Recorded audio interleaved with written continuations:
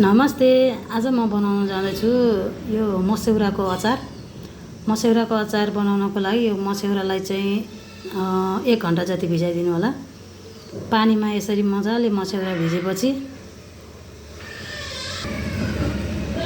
अनि यसलाई आधी आधी टुक्रा गरी काट्नुस्।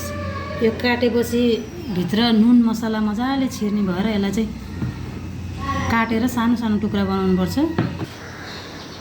यो अचारको लागि चाहिँ प्याज पनि चाहिन्छ। प्याज काटेर यहाँ रेडी भइसकेको छ। अब सोयाबिन भुट्नको लागि यहाँ मैले प्यान बसालेँ। यसमा तेल राखेँ थोरै।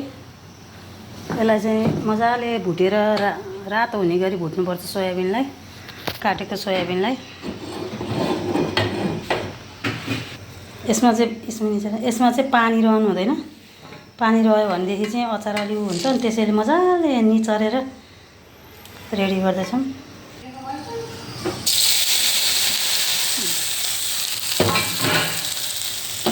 यसलाई चाहिँ यसरी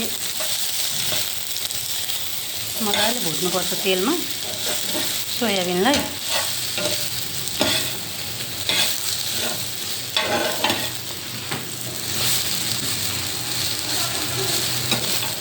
एक मिनट जति भुटेपछि यसलाई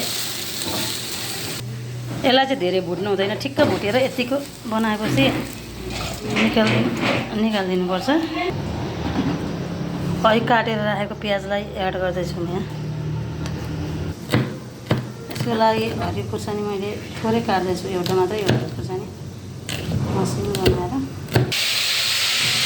सोयाबिनको अचारको लागि चाहिँ टमाटर राख्नुपर्छ। यो टमाटरलाई चाहिँ आफ्नो तरिकाले जे सजिलो हुन्छ त्यही गर्नुभयो हुन्छ। मैले चाहिँ यहाँ प्यानमा त्यसरी बसाल्दैछु। यसलाई पोल्दा पनि हुन्छ, उसिन्दा पनि हुन्छ।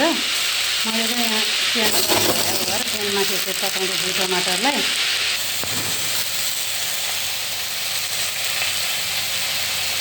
टमाटर छिटो पाकोस् भनेर मैले यहाँ कट गरेर हालेको छु।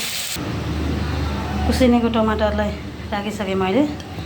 यो सोयाबिनको अचार बनाउँदा चाहिँ सबैजनाले आलु नहालिकन बनाउनु हुँदो रहेछ। मैले चाहिँ यहाँ उसिनेको आलु राखेर मजासँग यसलाई मिसेर अनि बनाउँदैछु। कस्तो हुन्छ हेरौँ है त। यस्तै झानिदिनु होला। अब यसमा राख्दैछु तिलको छोप।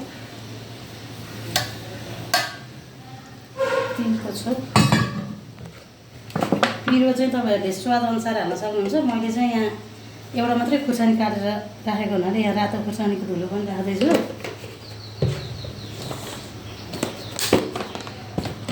अनि यसमा राख्दैछु अब नुन।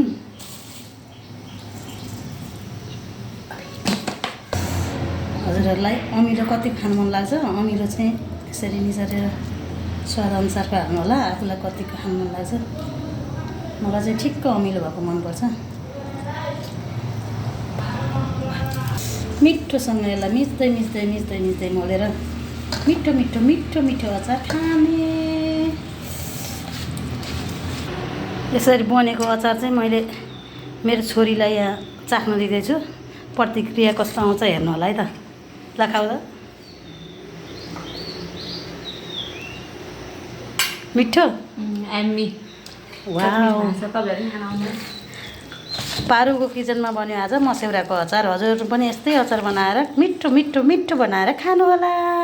धन्यवाद। भिडियो सबैले हेरिदिनु होला।